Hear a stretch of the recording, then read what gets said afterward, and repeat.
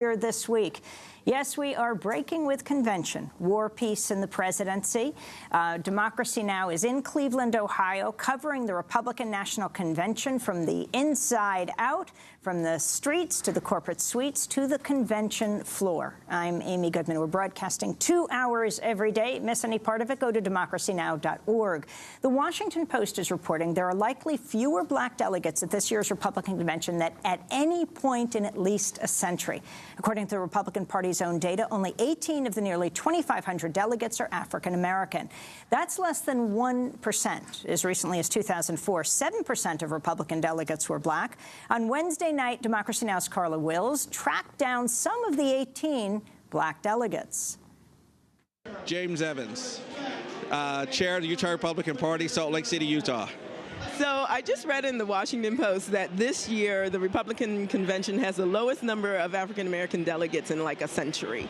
Your thoughts about why the low numbers this year? Well, first of all, the Republican Party doesn't believe in quotas. So we know that the political left, they love identity politics, and you have to have X number percent of this and that. That's just not how the Republican Party is. There's some years, some conventions we have higher numbers, others we have lower numbers. People make choices whether they want to attend or not, but we don't have a quota like the Democratic Party. So, of course, this year, Donald Trump being the nominee, there were some rallies that were a little bit violent. Do you think that had anything to do with how many African Americans are here this year? Well, I'm struggling to see what does that have to do with Donald Trump. Those were individual Americans expressing themselves rightly or wrongly, but that has something to do with Donald Trump.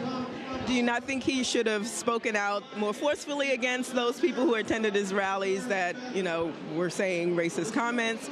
Well, I think he has spoken out that against any kind of discrimination, but I think it's more damaging that the political left plays racial politics and pit groups of people against each other. Christopher Harvey from Houston, Texas. I've been Republican since I was little. Republicans, we still have a ways to go, but also it means that when we go to the black community, they got to open their doors and welcome us. I've had friends who campaigned for Republican Party and got thrown out of churches by the pastor. So it goes both ways. Do you think perhaps Donald Trump as the nominee had anything to do with the lower numbers this year than before? I don't think so. I don't think so, because he's only saying how he feels.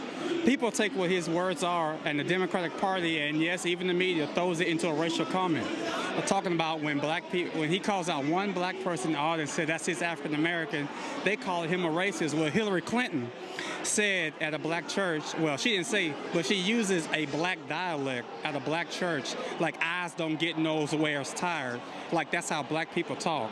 Or when she has to go to, everywhere she goes into a black area, she has to say that she carries hot sauce. I mean, that's more racist than saying that's my African American. I mean, I said that's my brother. My name is Sharon Jackson. I'm from Anchorage, Alaska, Eagle River, actually, and I am a delegate. I'm the only African American from the state of Alaska.